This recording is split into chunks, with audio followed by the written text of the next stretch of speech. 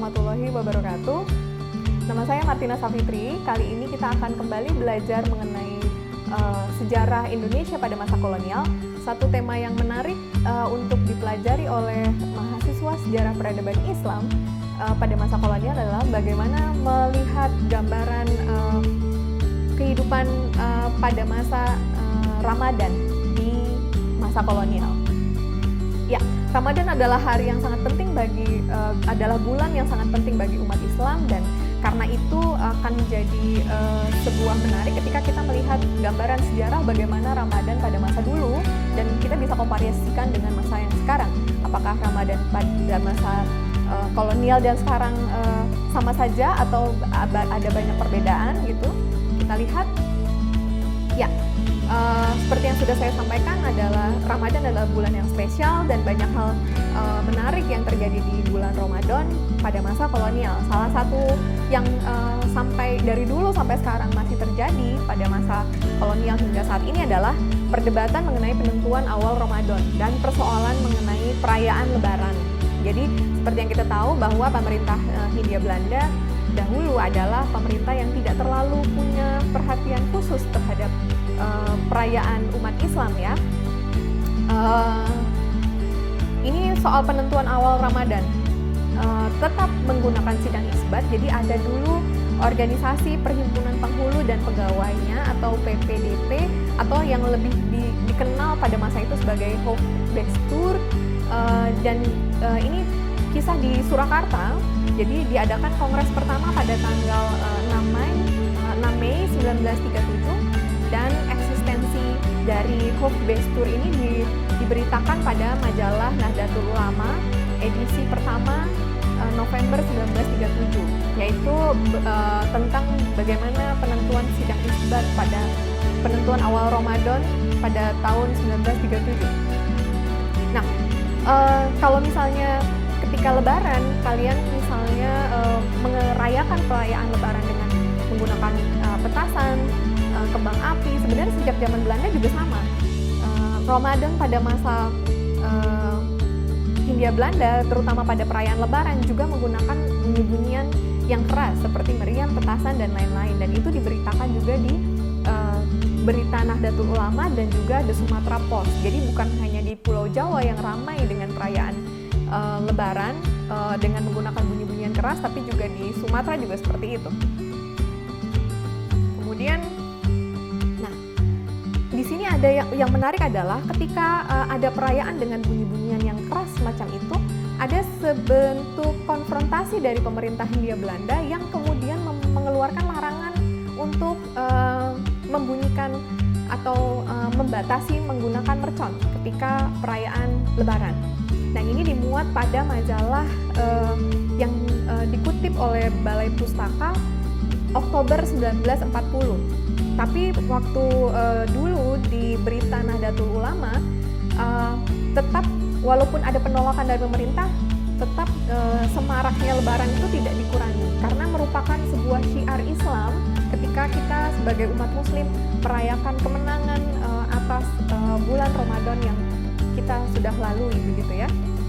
Dan ini tercantum pada berita Nahdlatul Ulama pada 7 November 1940. Nah, yang menarik adalah ketika zaman Hindia Belanda, sekolah selama bulan Ramadan itu diliburkan selama 39 hari. Jadi ada berita yang kalau misalnya memasuki bulan Ramadan, itu sekolah-sekolah banyak yang diliburkan dan siswa-siswa itu kembali ke rumah untuk beribadah di rumah. Fokus pada ibadah Ramadan. Tapi yang jadi ini menjadi sebuah hal yang menarik ya, karena saat ini kita ketika memasuki bulan Ramadan kadang juga masih masuk sekolah. Ini yang diberitakan pada tahun 38 bahwa ada rujukan atau referensi dari Dr. N. Adriani, penasehat urusan bumi putra, yang memberikan saran kepada Direktur Kepala Departemen Pendidikan untuk meliburkan sekolah HIS, HBS, dan AMS. Nah, ini adalah gambaran bagaimana anak-anak kampung yang belajar ilmu agama ketika mereka diliburkan dari sekolah. Ya. Ini gambaran juga bahwa ada memoir atau memori dari orang-orang besar yang berkisah bahwa memang pada masa zaman Belanda dan setelahnya mereka banyak pulang ke rumah selama sebulan dan fokus beribadah di rumah. Ini saya catat dari Jenderal Besar Abdul Haris Nasution, ada juga dari Deli Arnur dan juga Ibnu Surames Maesti. Ya, jadi bagaimana nostalgia masa-masa Ramadan ketika akhir masa periode kolonial. Nah, Idul Fitri Gebed ini adalah maksudnya perayaan Idul Fitri. Nah, pada masa penjajahan Belanda, kalian jangan membayangkan ketika sholat kita bisa sholat di lapangan dengan jumlah jamaah yang besar seperti itu ya. Kalau pada masa Hindia Belanda, hal itu sulit karena kita harus memberikan atau meminta izin kepada pemerintah kolonial, dan akhirnya baru bisa diizinkan untuk bisa berjamaah di ruang yang terbuka lebar seperti di lapangan itu tahun 1929, dan dilakukan kalau di Jakarta itu dilakukan di Koningsplein atau di lapangan Stasiun Gambir kalau sekarang. Kemudian juga ada berita bahwa tahun 39 itu dilakukan sholat Idul Fitri di lapangan Benteng atau dulu disebutnya Waterloo Plain, dan juga diimami oleh Haji Muhammad Isa, Ketua Hof of Islamische Zaken, Mahkamah Urusan Agama Islam, dan juga di khotibnya adalah Haji Mukhtar, anggota Hof for Islamische Zaken. Ya, ini adalah gambar perayaan Lebaran di Bandung. Kalian bisa lihat tahun 1926 banyak sekali orang berkumpul bersama Bupati Bandung Raden Adi Wiranatakusuma di Masjid Agung Bandung, dan di situ ada lapangan besar.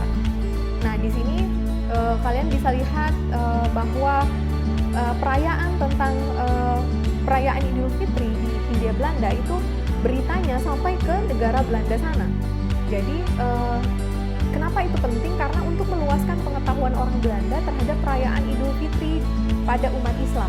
Ini seperti yang terlihat pada berita yang ada di rubriknya koran Kronik van de Indie 1940. Jadi bagaimana perayaan Idul Fitri di Hindia Belanda itu sampai kemudian diberitakan juga di Belanda supaya orang Belanda tahu bagaimana umat Muslim, umat Islam di sini merayakan hari besar mereka.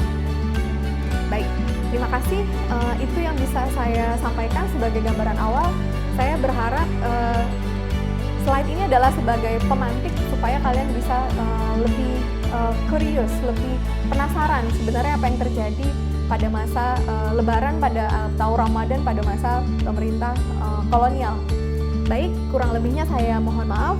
Alhamdulillahirobbilalamin. Wassalamualaikum warahmatullahi wabarakatuh.